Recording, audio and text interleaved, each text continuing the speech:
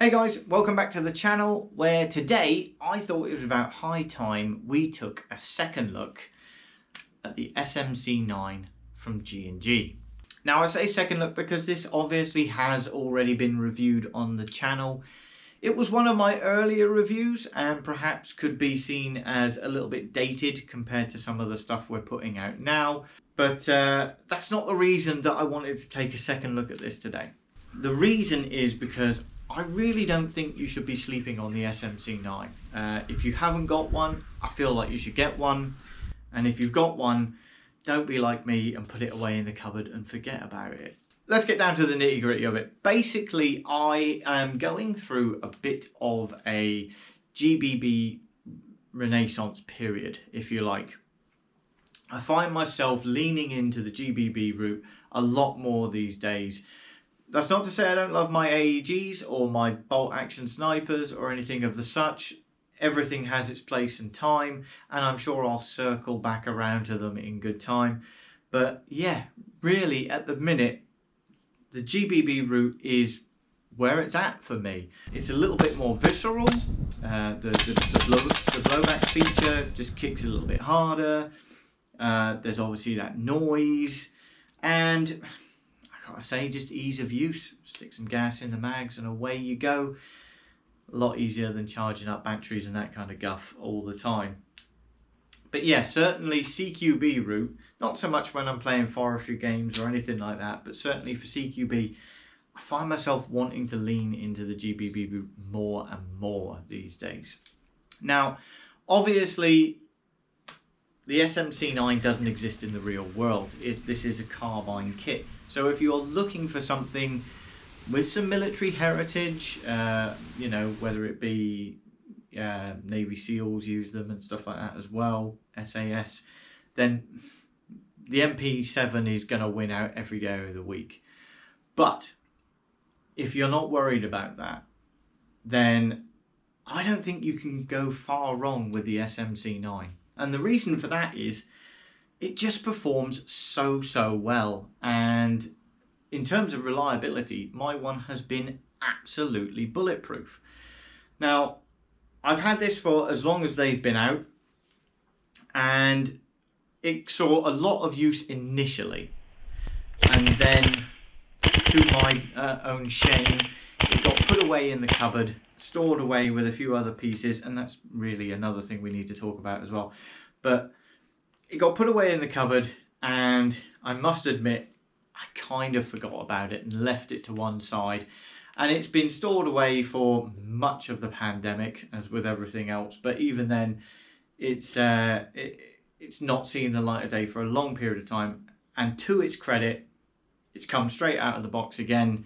And in this recent week, it's just performed like an absolute dream, with minimal servicing and, to be honest, minimal gas left in these magazines as well. They were by no means full. There was only a tiny bit of gas in all the magazines just to keep them lubed up. And these have been absolutely bomb-proof thus far.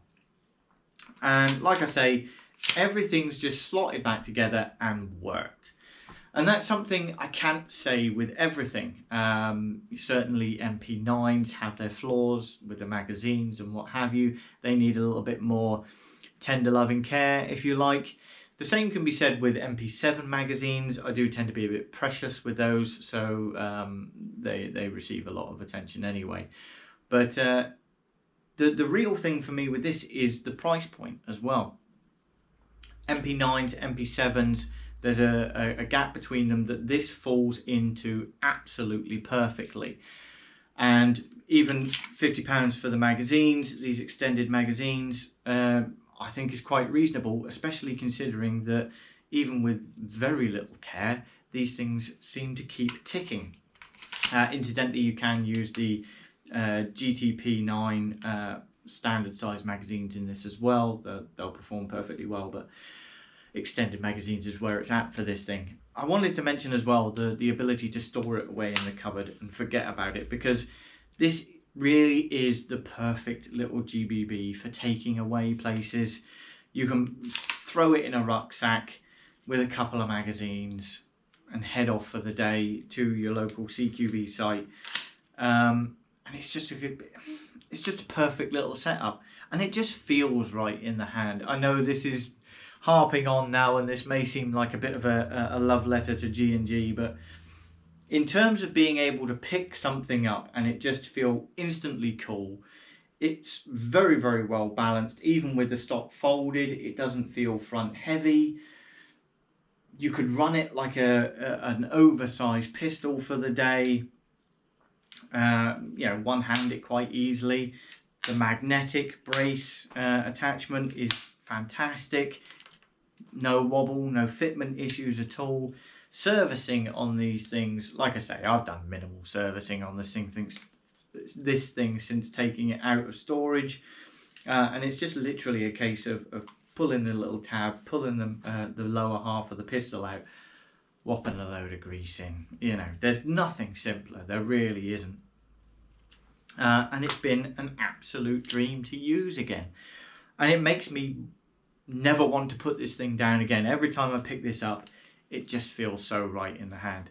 Yes, you have a little bit of an issue with sight alignment in terms of, as we've talked about before, the optics being completely in line with the brace at the back. With a small riser on this vortex optic that you get with this particular model, it's totally curable. If you're not running a full face mask, it's totally usable like this. With a full face mask on, you might find yourself craning your neck ever so slightly, but it's nothing you can't overcome. And in CQB, how likely are you to be using the optics all the time anyway? You may just as well use the perfectly serviceable and very, very good iron sights. The same ones that I harp on about as appearing on the ARP9 and more recently the PCC45 as well. All the same, very, very good. So without going too much further, you don't want to hear me harp on and turn this into a bit of a love affair, but yeah, if you haven't got one of these, I highly recommend you get one for your collection. If you're looking for something CQB orientated, something you can throw in your backpack and go away, you can't have a better option that just feels ultra cool in the hand. So, and if you have got one, don't be like me and put it away in the cupboard and forget about it. This thing needs to be used, it needs to be adored, and it needs to be played with. Okay, that's been my second take on the G&G SMC-9. I do apologise if this does come off as a bit of a romance with this particular gun, but it's highly deserved. If it's been of any interest to you, if it's been of any help in purchasing one of these and your decision to go ahead and splash cash on this thing, then a like and a subscribe would be most appreciated. And I'll see you guys in the next one. Thank you.